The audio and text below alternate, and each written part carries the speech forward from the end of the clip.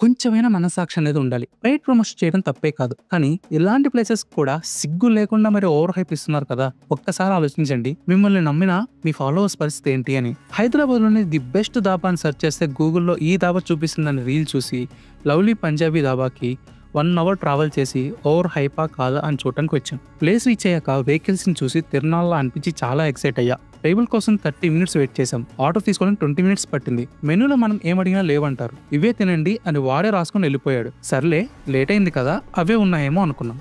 5 మినిట్స్‌లోనే తడకా లేని దాల్ తడకా అలానే కాజు పన్నీర్ తీసుకొని వచ్చాడు.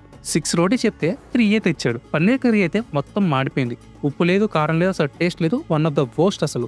దాల్ తడకలో తడకా లేకపోయినా టేస్ట్ అయితే బాగుంది. బ్యాలెన్స్ 3 రోటీ తీసుకొని రావడానికి 20 మినిట్స్ పట్టింది. ఈ లోపు కాజు రైస్ తీసుకొచ్చాడు. ఇదేం ఐటమ్ మనం ఎప్పుడు ఆర్డర్ చేసాం అనే లోపు గుర్తొచ్చింది. ఇది కిచిడీ కాదు కాజు రైస్ అని. చెత్తలా ఉంది, మొత్తం వదిలేసాం. జీరా రైస్ తెచ్చే లోపే లస్సీ తెచ్చాడు.